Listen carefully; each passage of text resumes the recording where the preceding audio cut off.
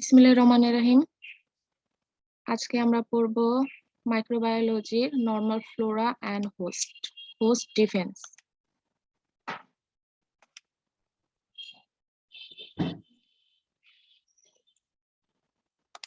ওকে, আমরা জানি যে যত মাইক্রো অর্গানিজম আছে, ব্যাকটেরিয়া, ভাইরাস সবই ক্ষতিকর না, কিছু কিছু আছে উপকারী। তো এখানে নরমাল ফ্লোরা হচ্ছে উপকারী কিছু ব্যাকটেরিয়া যেগুলা কিনা আমাদের হিউম্যান বডির বিভিন্ন পার্টে অবস্থান করে, সেগুলো হচ্ছে নরমাল ফ্লোরা। আর হোস্ট বলতে এখানে হিউম্যান বডি বা আদার অ্যানিমেলকে বোঝানো হয়েছে, যারা কিনা রোগ বহন করে বা যারা কিনা রোগে আক্রান্ত হয় তাদেরকে বোঝানো হয়েছে এখানে হোস্ট। আর হোস্ট কিভাবে ডিফেন্স করে এই জীবাণুর বিরুদ্ধে, মাইক্রো অর্গানিজমের বিরুদ্ধে, সেটার নাম হচ্ছে হোস্ট ডিফেন্স।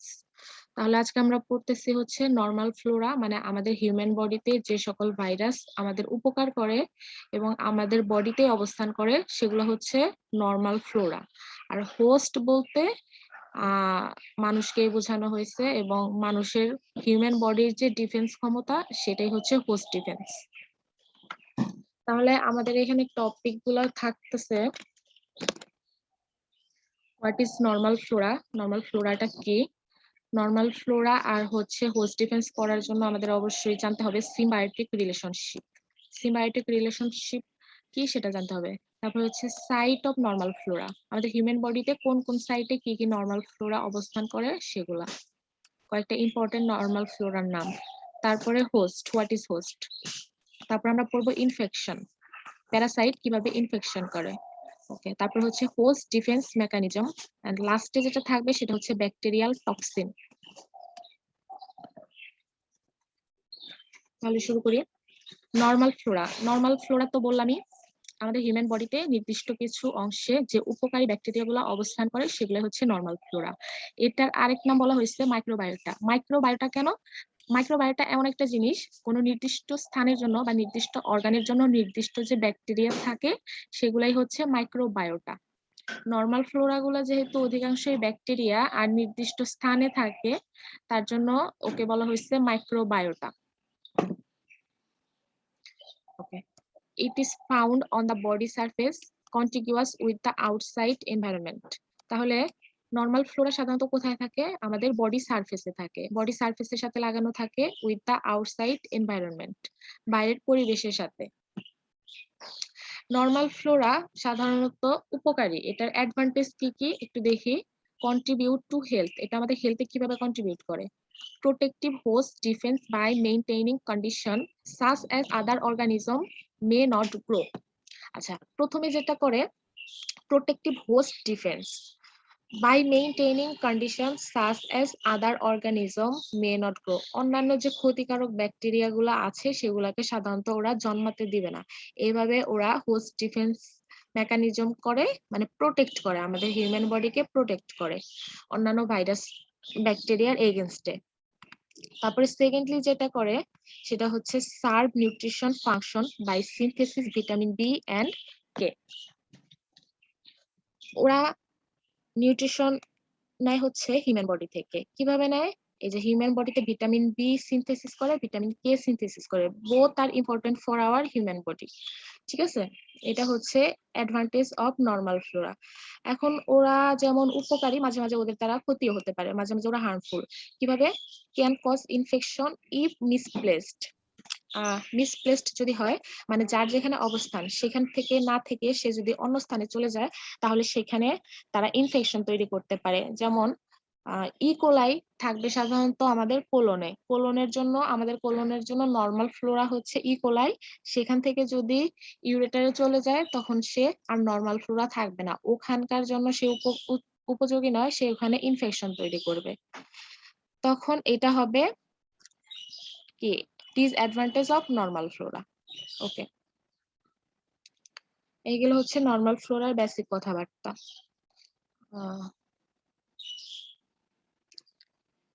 সিম্বায়োটিক রিলেশনশিপটা পরে পড়ি। সাইট অফ নরমাল ফ্লোরা, তাহলে আমাদের ইম্পর্টেন্ট কিছু নরমাল ফ্লোরার নাম যেগুলা কিনা জানতেই হবে, এগুলা সবসময় ভাইভাতেও আসে, রিটেনেও আসতে পারে আর কি। এগুলো আমাদের জানতেই হবে প্লাস মুখস্থ রাখতে হবে। Site of normal flora. ফার্স্টে যেটা আছে সেটা হচ্ছে স্কিন। স্কিনে সবসময় থাকবে হচ্ছে সাধারণত বেশিরভাগ থাকে স্ট্যাফাইলোকক্কাস। স্ট্যাফাইলোকক্কাস গুলাই বেশি থাকে স্কিনে। তো ফার্স্টে যেটা আছে স্ট্যাফাইলোকক্কাস ইপিডার্মিস। স্কিনের সাথে স্ট্যাফাইলোকক্কাস ইপিডার্মিস মনে রাখাটা খুবই ইজি। তারপরে আরো আছে স্ট্যাফাইলোকক্কাস অরিয়াস, স্ট্যাফাইলোকক্কাস ভিরিডান্স।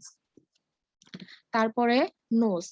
নোসে থাকবে স্ট্রেপ্টোকক্কাস, স্ট্রেপ্টোকক্কাস অরিয়াস আর হচ্ছে করিনি ব্যাকটেরিয়াম। মাউথে থাকবে স্ট্রেপ্টোকক্কাস ভিরিডান্স, থ্রোটেও সেম স্ট্রেপ্টোকক্কাস ভিরিডান্স। স্মল ইন্টেস্টাইনে থাকবে হচ্ছে স্ট্রেপ্টোকক্কাই, ইস্ট আর হচ্ছে ল্যাক্টোব্যাসিলাস। কোলনের ক্ষেত্রে মনে রাখা খুবই সহজ। কোলনের এই যে কোলনটা একটু যদি খেয়াল করো, এই যে এখানে কোলনটা ই আকৃতির না, এই যে ই এর মতো অনেকটাই। তো কোলনে থাকবে ই কোলাই, সি দিয়েও মনে রাখা যাবে কোলাই, ই কোলাই। আর আরেকটা থাকবে হচ্ছে ক্লস্ট্রিডিয়াম। তো কোলনে কি কি নরমাল ফ্লোরা থাকে এটা বলার কোনো অপশনই নেই। কোলনে থাকবে ই কোলাই আর হচ্ছে ক্লস্ট্রিডিয়াম। তারপর আছে হচ্ছে ইউরেথ্রা। ইউরেথ্রাতেও থাকবে স্টেফাইলোকক্কাই ইপিডার্মিস আর হচ্ছে কর্নি ব্যাকটেরিয়াম। আর ভ্যাজাইনা, এটা তো মেয়েদেরকে ধরেই, এটা মিস জানা সাধারণত। ভ্যাজাইনা থাকবে হচ্ছে ল্যাক্টোব্যাসিলাস আর হচ্ছে ইকোলাই। এটা মনে রাখতে হবে, ছেলে মেয়ে উভয়ই মনে রাখতে হবে, এটা ধরে সবসময়।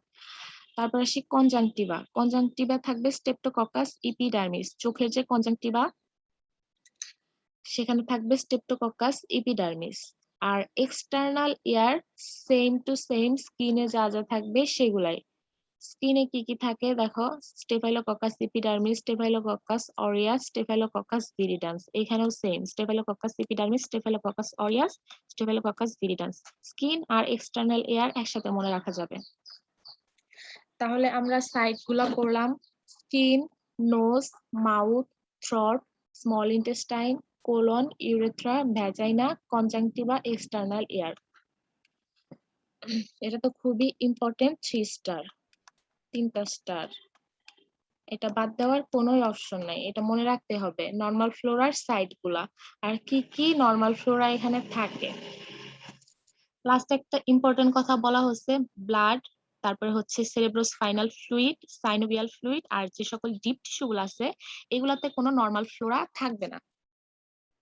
এটাও ধরবে, এটাও মাঝে মাঝে ধরতে পারে কোথায় কোথায় নরমাল ফ্লোরা থাকে না, বা জিজ্ঞেস করবে তোমার ব্লাডে কি নরমাল ফ্লোরা থাকে, ব্লাডে কোনো নরমাল ফ্লোরা থাকবে না। এই হচ্ছে নরমাল ফ্লোরার বেসিক কথাবার্তা।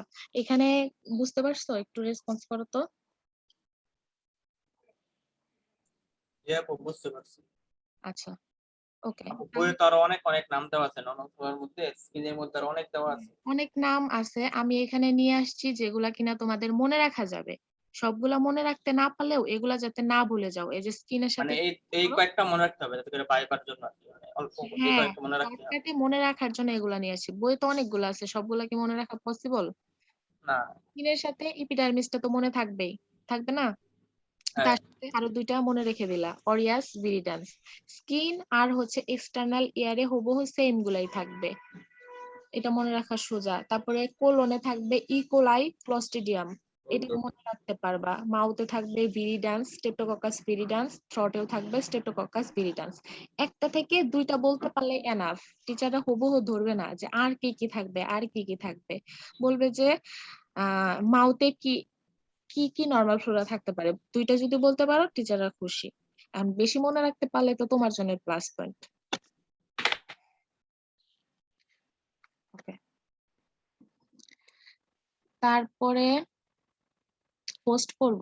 পোস্টের আগে আরেকটা জিনিস করতে হবে, সেটা হচ্ছে সিম্বায়োটিক রিলেশনশিপ। সিম্বায়োটিক রিলেশনশিপ হচ্ছে একটি প্রাণীর সাথে আরেকটি রিলেশনশিপ, ঠিক আছে? Relation between two living animal, সেটা হচ্ছে সিম্বায়োটিক রিলেশনশিপ। এখানে একটা ফিগার দেওয়া আছে দেখো, এই যে একটা মৌমাছি আর একটা হচ্ছে ফুল।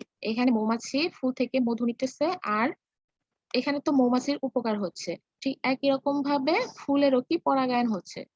এই যে দুইজনের যে একসাথে বসবাস বা একে অপরের প্রতি যে সহযোগিতা, এটাই হচ্ছে সিম্বায়োটিক রিলেশনশিপ। তাহলে হচ্ছে relation between two living animal, এটাই হচ্ছে সিম্বায়োটিক রিলেশনশিপ। এটার মধ্যে ভাগ আছে, কি কি ভাগ আছে?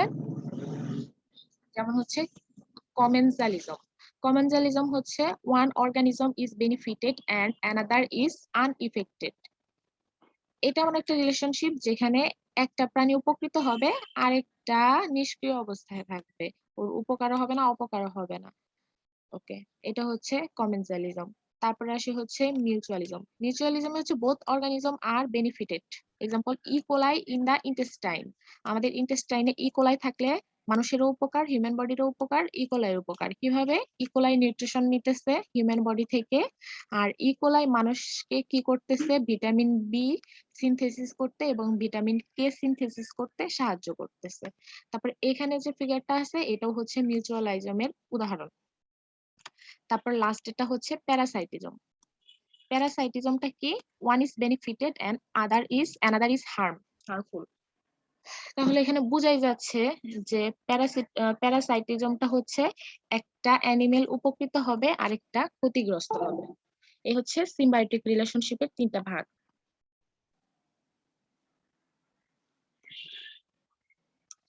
এখন চলে আসি আমরা হোস্টে। হোস্ট সম্ভবত তোমরা কমিউনিটি মেডিসিনে পড়ে আসছো, সেইটাই এখানে নতুন কিছু না, হোস্ট ওটাই। এখন হোস্ট কি জিনিস? Host is the harbouring organism of parasitism. Parasitism কি? যেখানে কিনা একটি প্রাণী উপকৃত হবে আরেকটি ক্ষতিগ্রস্ত হবে। সেখানে যে হারবারিং অর্গানিজম থাকবে, মানে যেখানে প্যারাসাইট বসবাস করবে বা প্যারাসাইট যেখানে গ্রোথ করবে, সেটাই হচ্ছে হোস্ট।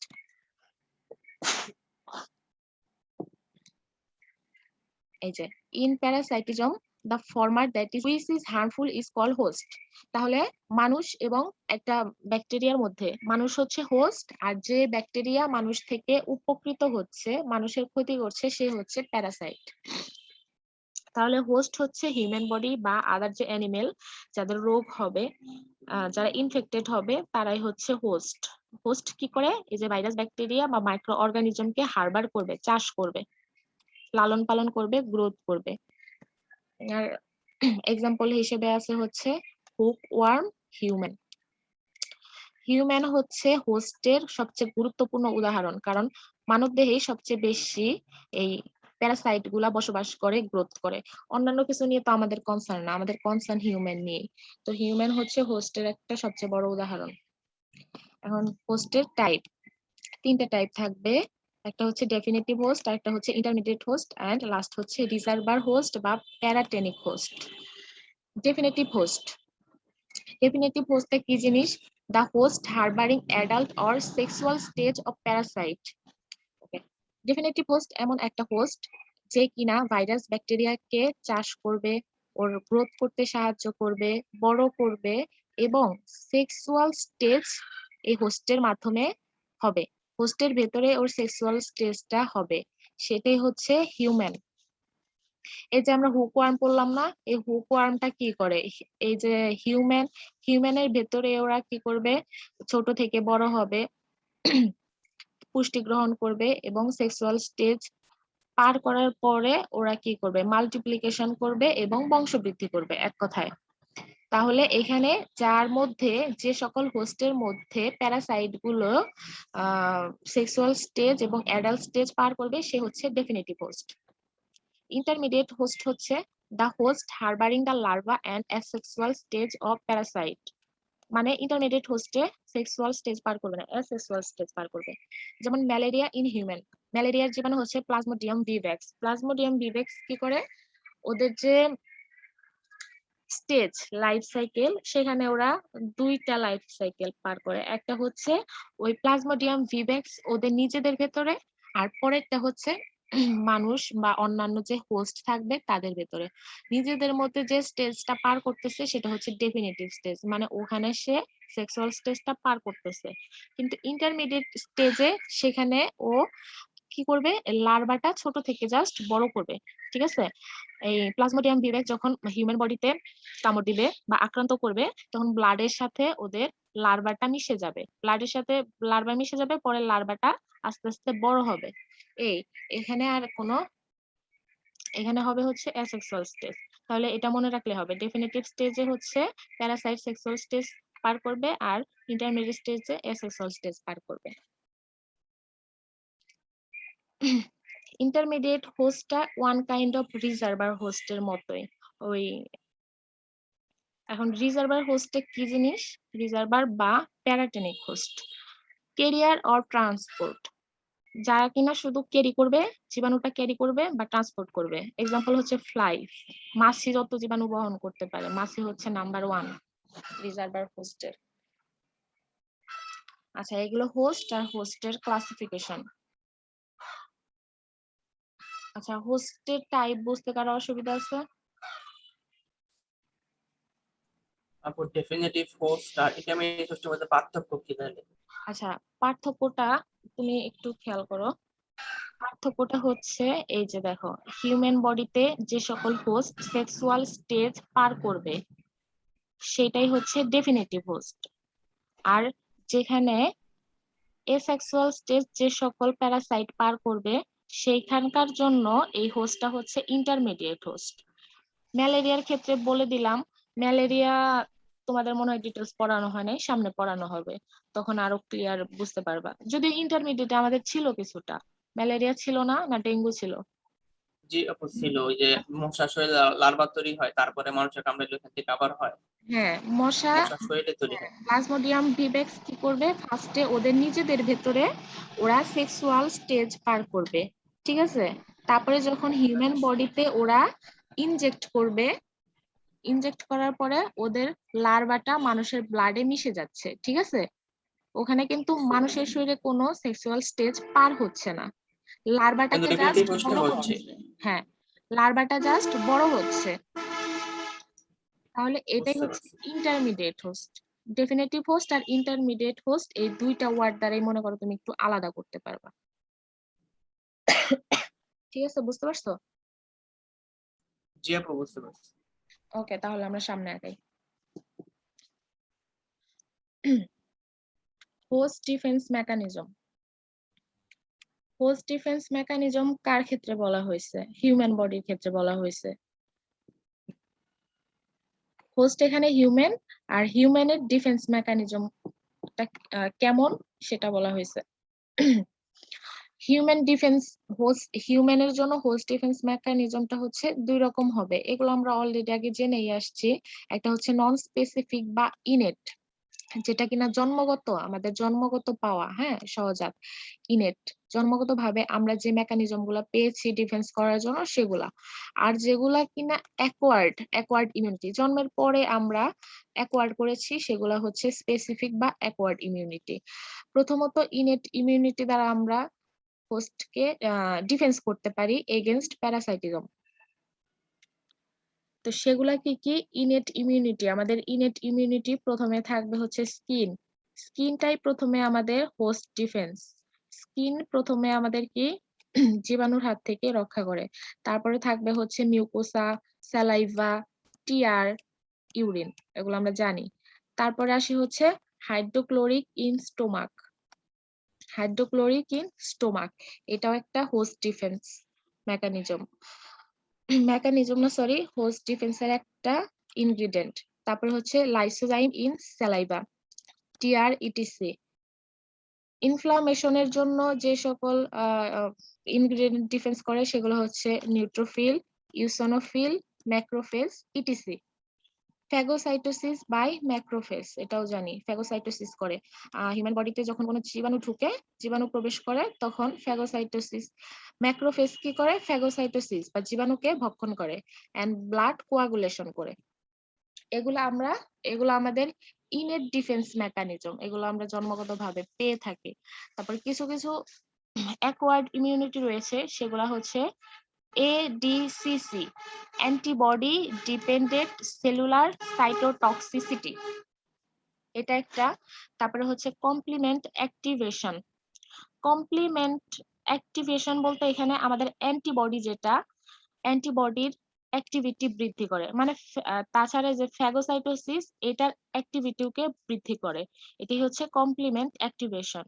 তারপরে immunoglobin M mediated mast cell and basophil reaction. এটাও আমরা অ্যাকোয়ার করি, এটা আমাদের ইনেট না। এই হলো আমাদের হোস্ট ডিফেন্স মেকানিজম হিউম্যান বডির, এটাও মনে রাখতে হবে। ইনেট ইনেট কি কি আর হচ্ছে অ্যাকোয়ার্ড ইমিউনিটি কি কি, এগুলো মনে রাখতে হবে। তারপরে আসি আমাদের লাস্ট টপিক হচ্ছে ব্যাকটেরিয়াল টক্সিন।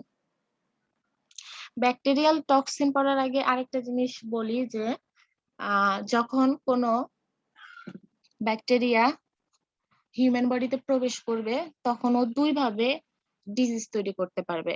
একটা হচ্ছে ওদের যে টক্সিন এটা দ্বারা ডিজিজ তৈরি করতে পারে, তাছাড়া একটা ইনফ্লামেশন করে ওরা ডিজিজ তৈরি করতে পারে। ইনফ্লামেশনটা হচ্ছে প্যাথোলজি ফার্স্ট পেপারের পড়াশোনা। তোমরা ইনফ্লামেশন কি পড়ছো এর আগে, পড়ানো হয়েছে? জি আপু, অনুমান ভাই একটা ক্লাস নিয়েছিল, মোটামুটি ধারণা আছে। ঠিক আছে, এটা যেহেতু মাইক্রোবায়োলজি ক্লাস, তো ইনফ্লামেশন নিয়ে কিছু তেমন বললাম না, ব্যাকটেরিয়াল টক্সিন নিয়ে কথা বলি। আচ্ছা, টক্সিন মানে কি? টক্সিন মানে আমরা বুঝি পয়জন, ঠিক আছে। ব্যাকটেরিয়াল টক্সিন, ব্যাকটেরিয়ার যে পয়জন থাকে যেটা কিনা হিউম্যান বডির জন্য হার্মফুল, কিন্তু ব্যাকটেরিয়ার জন্য উপকারী। কেন উপকারী? কারণ কিনা ও এই টক্সিনটা হিউম্যান বডিতে যদি প্রবেশ করায় বা এই টক্সিনটা যদি শক্তিশালী হয় তাহলে হিউম্যান বডিতে ও ডিজিজ তৈরি করতে পারবে। তাহলে ব্যাকটেরিয়াল টক্সিনটা হচ্ছে হিউম্যান বডির জন্য ক্ষতিকারক, পয়জনাস, আর হচ্ছে ব্যাকটেরিয়ার জন্য উপকারী। এই ব্যাকটেরিয়াল টক্সিনটা হচ্ছে দুই প্রকার, একটা হচ্ছে এক্সোটক্সিন আর একটা হচ্ছে এন্ডোটক্সিন। এক্সোটক্সিন আমরা এক্সো বলতে কি বুঝি? এক্সো মানে বাইরে, তাই তো? এক্সোটক্সিন, তাহলে বুঝতেছি যে যে টক্সিনটা বাইরে থাকবে সেটাই হচ্ছে এক্সোটক্সিন। বাইরে বলতে এখানে কি বুঝাইছে আমি বলি। ধরো এটা হচ্ছে ব্যাকটেরিয়ার সেল, লাস্ট লেয়ার, সেলের লেয়ার, কিন্তু ওদের যে এই এক্সোটক্সিন এটা ভেতরেই তৈরি হয়, সেলের ভেতরে তৈরি হয়, কিন্তু এই টক্সিনটাকে কি করে সেলের বাইরে পাঠিয়ে দেয়, ঠিক আছে। এর জন্য এটার নাম হচ্ছে এক্সোটক্সিন। তৈরি হবে, উৎপন্ন হবে ভেতরে, কিন্তু প্রডিউস করবে বাইরে, এর জন্য এর নাম দিয়েছে হচ্ছে এক্সোটক্সিন। আচ্ছা, এক্সোটক্সিন গুলো হচ্ছে living gram positive and gram negative bacteria. তাহলে এক্সোটক্সিন গ্রাম পজিটিভ এবং গ্রাম নেগেটিভ উভয় ধরনের ব্যাকটেরিয়াতে থাকতে পারবে। তো এই যে বললাম, রিলিজড ফ্রম সেলের ভেতর থেকে বাইরে রিলিজ করবে এক্সোটক্সিন। তারপর হচ্ছে পলিপেপটাইড হচ্ছে এদের কেমিক্যাল এজেন্ট। আমরা যখন সেল ওয়াল পড়েছিলাম ব্যাকটেরিয়ার ক্ষেত্রে তখন পড়েছিলাম যে পলিপেপটাইড নামের একটা লেয়ার থাকে। এই এক্সোটক্সিনটা ঠিক পলিপেপটাইডের ওই লেয়ারটাই। তারপরে বলা আছে যে নট প্রায়োজেনিক। প্রায়োজেনিক মানে কি না, জ্বর বা ফিভার তৈরি করার ক্ষমতা। তাহলে এই এক্সোটক্সিনের জ্বর তৈরি করার কোনো ক্ষমতা নাই, বোঝা গেল। আচ্ছা, ওরা কি কি ডিজিজ তৈরি করতে পারে? আচ্ছা, produce tetanus, botulism, diphtheria, diarrhoea, inflammation, etc, আর অনেক কিছু আছে। তাহলে কি কি তৈরি করতে পারে ওরা? Tetanus, botulism, diphtheria, diarrhoea, inflammation, আর অনেক কিছু আছে বইয়ে, সেগুলো আমরা বই থেকে দাঁড়ায় নিব। আর এই ব্যাকটেরিয়ার এক্সোটক্সিনটা কখন সিক্রেট হবে? এই যে সিক্রেট অন লগ ফেজ, আমরা ফেজ পড়ছি না ব্যাকটেরিয়া গ্রোথের phase, log, leg, decline phase, আরেকটা জানো কি? আমি নিজেই তো বলে গেছি। আচ্ছা, যাই হোক, স্টেশনারি ফেজ আছে একটা। হ্যাঁ স্টেশনারি ফেজ, ওকে। লগ ফেজে সিক্রেট হবে, এটা হচ্ছে এক্সোটক্সিন। তাহলে এক্সোটক্সিন হচ্ছে গ্রাম পজিটিভ গ্রাম নেগেটিভ উভয় ব্যাকটেরিয়াতে থাকবে, আর ওরা সেলের বাইরে রিলিজ হবে। আর এখানে ওদের কেমিক্যাল যে এজেন্টটা থাকবে সেটা হচ্ছে পলিপেপটাইড, এটা মনে রাখতে হবে। এক্সোটক্সিনে যে কেমিক্যাল ইনগ্রেডিয়েন্ট থাকছে সেটা হচ্ছে পলিপেপটাইড। আর নট প্রায়োজেনিক মানে ওরা ফিভার বা জ্বর টাইপের ডিজিজ তৈরি করে না। আর কি কি প্রডিউস করে? Tetanus, botulism, diphtheria, diarrhoea, inflammation, etc. আর ওরা ব্যাকটেরিয়ার গ্রোথের ক্ষেত্রে লগ ফেজে সিক্রেট হয়। এগুলো হচ্ছে এক্সোটক্সিন।